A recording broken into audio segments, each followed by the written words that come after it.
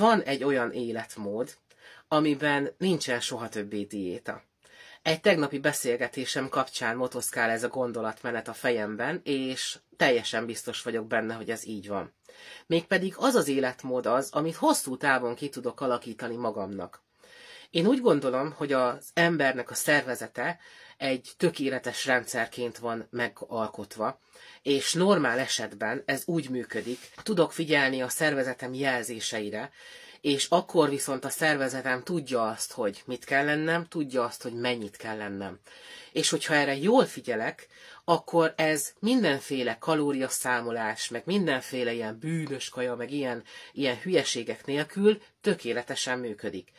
A mai világunk viszont úgy működik sajnos, hogy teljesen széttrollkodja ezt. Megszületünk egy csomó sebbel, aztán kicsikorban már szedjük magunkra a hülyeséget, tele vagyunk rossz mintákkal és rossz szokásokkal, amit még aztán még magunk is csavarunk rajta egyet a kis rossz szokásainkkal, rohanunk állandóan, nincs helyes önértékelésünk, nem szeretjük magunkat eléggé, így mindig hátrasorolódom, és a saját igényeimmel nem törődöm.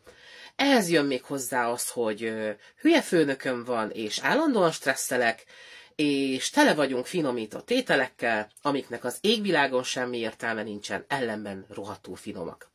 Na most ezek a dolgok, amiből én most egy 9-et felsoroltam, de igazából lehet, hogy sokkal, de sokkal több van ebből, ezek totálisan szét tudják trollkodni ezt a tökéletes rendszert. De az a jó hír, hogy ezt a tökéletes rendszert, ha nem is teljesen helyre tudom állítani, de tudok rajta dolgozni. Meg tudom nézni a múltamban lévő dolgokat, hogy mik azok a sebek, amik ma is dolgoznak, és ma is ellensodrást csinálnak a helyes étkezésemben, a helyes életmódom kialakításában. Ugyanez a rossz szokások. Végig tudok menni a rossz szokásaimon, és ezeket pár nap vagy pár hét alatt simán ki tudom iktatni. Pusztán azzal, hogy megértem, hogy ezekre nekem nincsen szükségem, és hogyha nekem van egy célom, és van az a célom, hogy egy helyes életmódban éljek, akkor ezekkel a rossz szokásokkal szakítok. Tudok magamra figyelni, az önértékelésemet helyre tudom tenni. Ez egy hosszabb folyamat, főleg az önszeretés, erről majd külön csinálok egy videót, ez brutál téma szerintem, nem is 2 perces folyamat.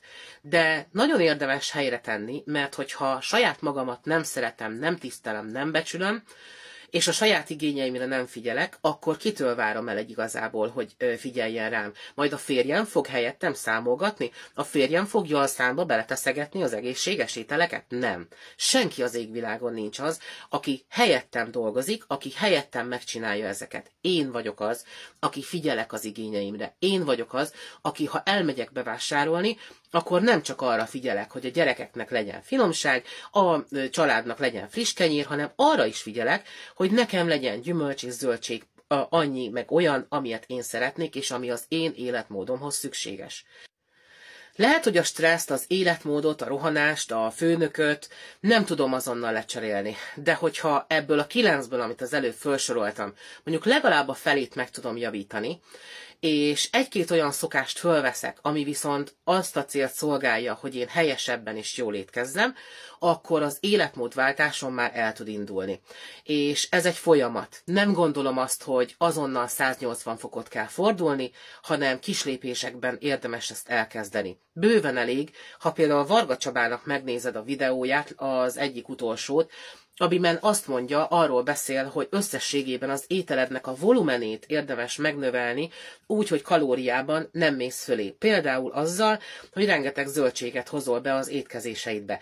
Én ösztönösen ezt csináltam az életmódváltásom elején. Semmi mást az égvilágon nem csináltam, mint azt, hogy összességében behoztam a zöldségeket az életembe.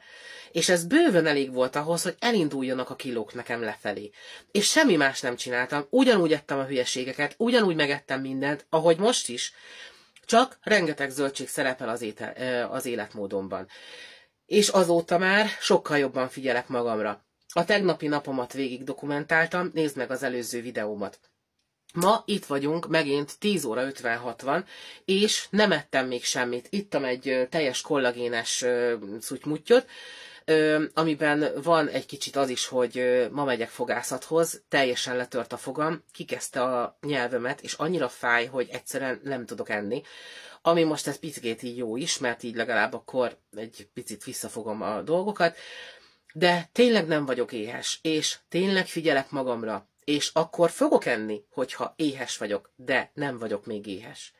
És nagyon fontos ez, hogy figyeljünk ilyen szinten magunkra, figyeljünk a szervezetünknek az utasításaira, és hogyha ez beáll, tehát én most 8. hónapja vagyok benne, így már most beállt ez a rendszer, de ezt ne várd 1-2 nap után. Ez egy hosszú folyamat, ez egy tanulási folyamat, ahogy a lelkisebeknek, az önszeretésnek, a helyes önértékelésnek a kialakítása, ezek hosszú folyamatok, de ezeket el kell kezdeni, mert hogyha ezek rendbe jönnek, akkor sokkal jobban helyreáll az az egyensúly, amiben aztán ki tudsz alakítani egy olyan életmódot, amiben soha többé nincsen szükség diétára. Mert helyes lesz a kapcsolatod magaddal, az étkezéseddel, és ezt mondom magamnak is, mert ez nekem is egy utazás, és nekem is egy fejlődési folyamat.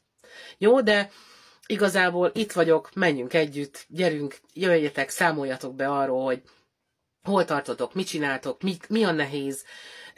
Írjátok meg nyugodtan, hogyha valami nehézség van. Fogyisztori oldalt nyugodtan megkereshetitek a Facebookon, ott tudtok nekem privátban írni, hogyha valami olyat szeretnétek írni, ami nem érint mást, vagy hosszabban szeretnétek ezt kifejteni. Nem ígérem, hogy mindenkinek hosszan fogok tudni válaszolni, mert egyre több levél jön, de témafelvetéseknek nagyon jó, és egy videó témát lehet, hogy megír, főleg, hogyha én már ebből tapasztaltam valamit, és sikerült már valamit kialakítanom ezzel kapcsolatban, amiről tudok referálni, akkor nagyon szívesen csinálok ezekről videót, jó?